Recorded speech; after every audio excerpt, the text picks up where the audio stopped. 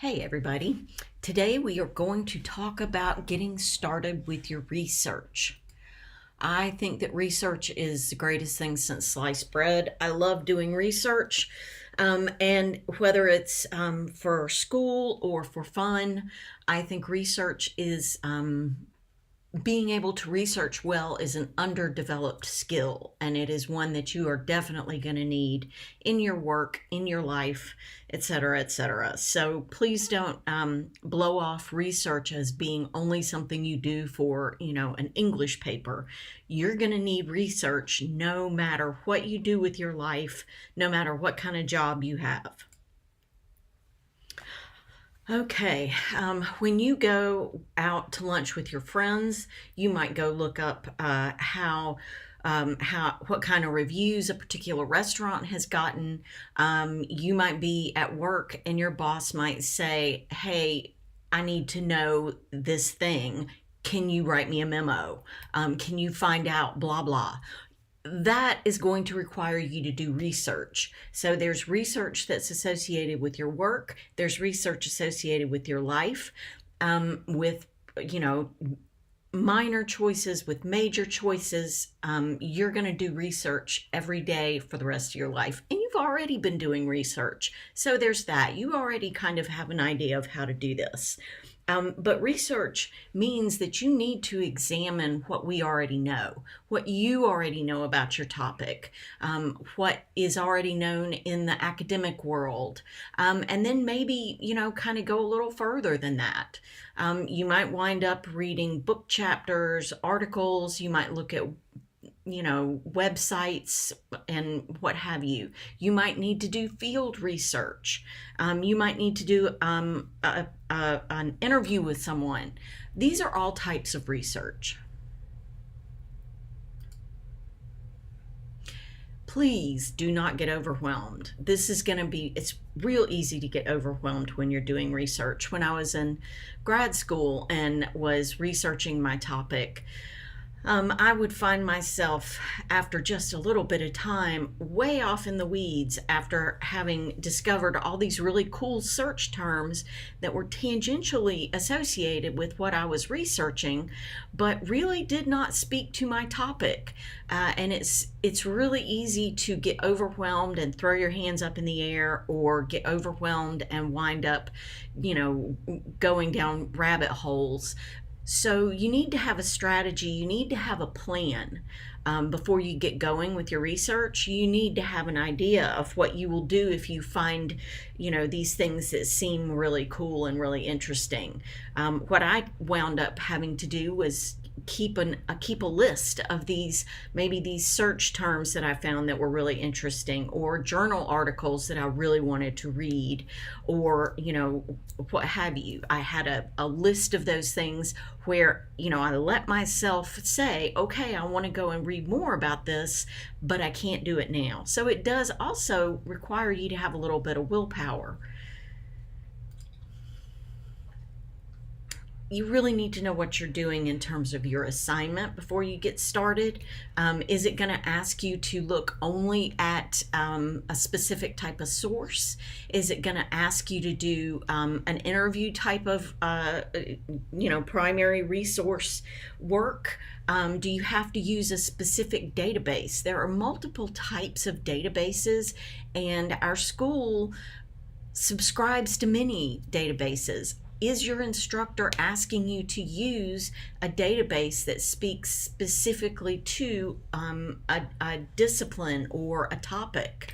So make sure that you know what the assignment is asking you to do before you jump in there and spend a lot of time on research. So like I said, you got to come up with a plan.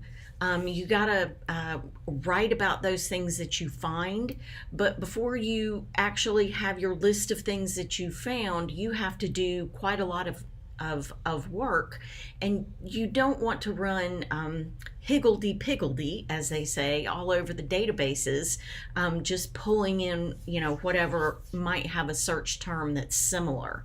You'll need to find the sources, read them, sort through them, get rid of some, keep the others, keep up with the things that you find. and then ultimately write about those sources. You'll need to be real careful with your documentation. Don't be sloppy. If you are planning to be in school for any amount of time, I strongly recommend a website called Zotero, and I'll put a link in it, a link in our website, in our class website to it. But it is basically it builds a database for you of your resources that you find, and you can keep PDFs within it. Anyway, it's really great, and I will make some information about it available, but it will keep up with your documentation for you. I used it in graduate school. I still use it now. Come up with a list of tasks that you have to do in order to get through the assignment, and specifically what you need to do to complete your research. And then work backwards from the due date and look at how much time you have for various tasks. Be aware that some tasks take an awful lot longer than others. If you're told that something might take you a while, if you're told by an instructor this is a very time-consuming project, please don't misunderstand that as the teacher trying to convince you that you should put work in. The teacher is warning you. The teacher is not saying, okay, please work on this for X amount of time. The teacher is saying, be aware that you're going to need to block out some time for this, or you might find yourself creating an essay that is not good. If you're working on a big project, creating a writing schedule or a research schedule and keeping it in your calendar is always a good idea.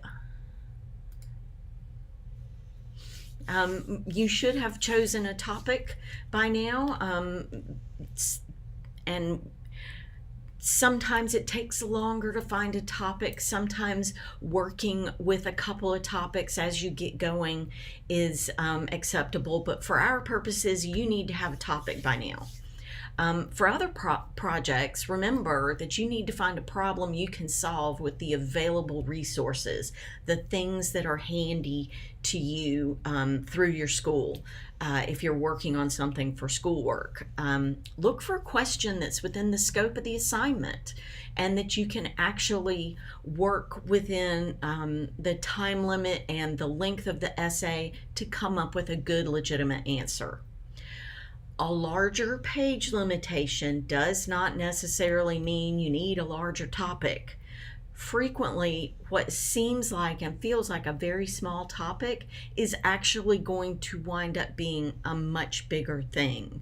As I was working with my one of my mentors to come up with a topic for my thesis in grad school, I would go to her with my topic and tell her what it was, and she would say, "Okay, that's a book." I thought I had a great topic, but actually it was entirely too big.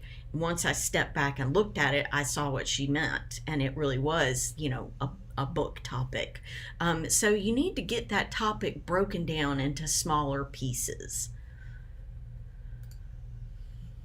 So here are some examples of, a topic that's too broad versus a topic that's more manageable for the type of research you should be doing at this point in your collegiate career.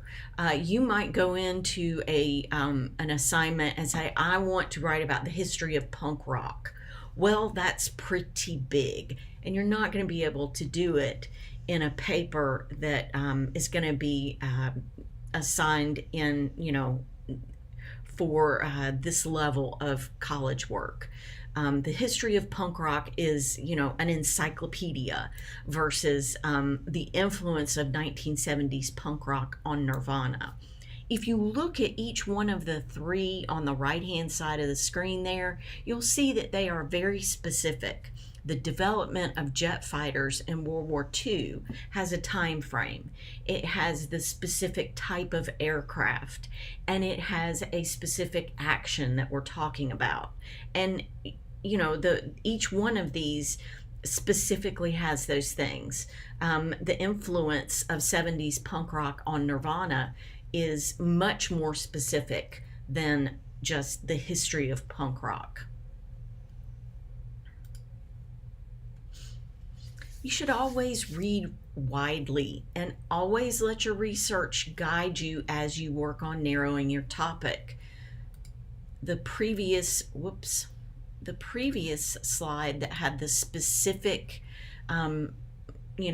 broad and less broad topics, possibly what happened if you were researching the history of punk rock, if you are allowing your research to guide you, you might go in and start looking up punk rock and run across a very interesting article that talks about 70s punk rock.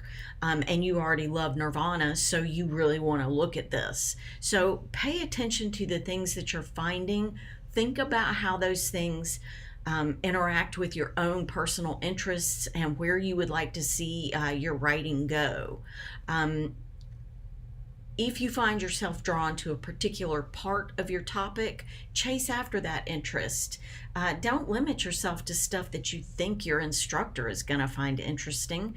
That's a really quick way to bore everyone involved, if you guess wrong anyway. Try to turn that research question or your topic into a claim that's a complete sentence. And it's fine to work with research questions as you are researching, but when your research turns into, okay, it's time to write, I need to come up with an argument, that's when it needs to stop being a question and it needs to start being a statement. You can always ask for help from a librarian. This is not our librarian. I apologize. This is not our person assigned to us. But no matter, the librarians at our library are always happy to talk to you. And I am always happy to help as well. It's part of the librarian's job to help you out, and they are always happy to do so, as am I. Now, primary and secondary sources, this is something that you really have to know, because this is very specific to the assignments that we're going to be working on, and also some of the assignments that you'll get in other classes. If you are talking about a primary source, that is a source that is, like it says, the main thing. It's primary. It's a document that provides an eyewitness account of an event. If you were going to write about 9/11 and you came across someone's journal that had written about 9/11 as it was going on, that would be a primary source. A secondary source, on the other hand, is a text that interprets essentially the events or the phenomenon described in primary sources. So it's kind of a step away, whereas primary is right there when it's going on and is describing exactly what that person saw or experienced. And here's another example. The Zapruder film is a primary historical document. That's the film that a man was taking when President Kennedy was shot and killed in Dallas. We have many books, articles, videos, recordings, etc., all kinds of texts that look at the film itself frame by frame and talk about what was going on the grassy knoll around him, what was going on in Dallas that day, the political climate, all of that stuff. Those are all things that you might learn through secondary sources, whereas the primary source, the Zapruder film, is going to show you something that happened, but then everything else that you find is going to talk about what happened, if that makes sense. I hope it does. Primary and new ground. Primary research represents raw data. Letters, journals, newspaper accounts, official documents, laws, court opinions, statistics, etc. Using primary sources requires you to generate your own ideas about a subject. You might also review the evidence others have used to make their claims and arguments. Secondary sources and furthering your understanding. Secondary sources allow you to learn what others have discovered about a topic. These can be scholarly books, articles, encyclopedias, magazine pieces, websites. The list goes on. And as an example, you might read Hamlet as the primary text. It's literature. It is a play that was written, and that's the primary text that you're studying. And you might then go and read various different interpretations of it, commentaries on it. Because it's been around for so long and it's as famous as it is, there are scads of secondary sources that are going to talk about it through various lenses. And you might be very interested in perhaps a specific lens through which to view Hamlet as a play. Always record your sources. It's very easy to plagiarize if you get sloppy with your research. Here's that Zotero that I was referencing earlier.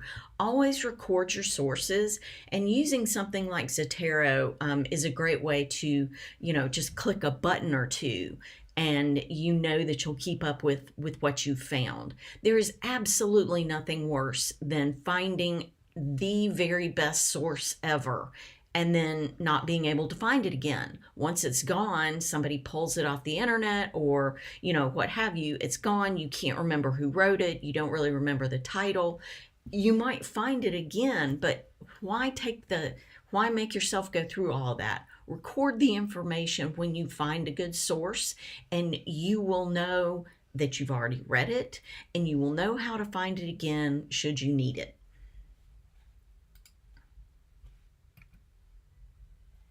All right, so that is our discussion of research and resources from a 10,000-foot view.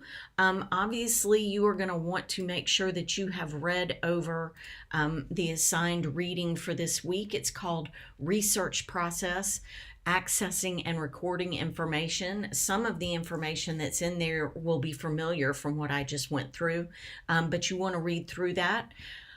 The discussion board will have a question for you to answer, and you are currently viewing the weekly lecture video, and you'll need to go and complete the lecture quiz when you're done with all of those things.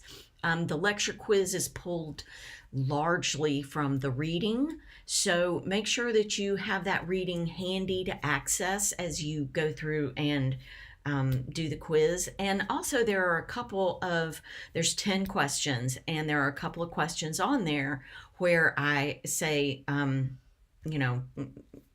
define this thing, or it's basically an essay question, and I will have to go in and grade those. So the grade that you're going to get as a result of taking the quiz isn't going to be complete until I've gone in and graded the quiz. So please don't have a heart attack if your grade doesn't seem right, or if it marks something wrong.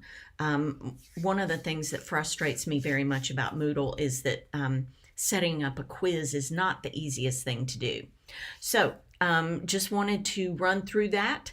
And if you have any questions or any problems, as usual, reach out and let me know as soon as humanly possible, and I will get back with you hopefully within 24 hours. Okay, I hope you're staying warm, and I'll see you online.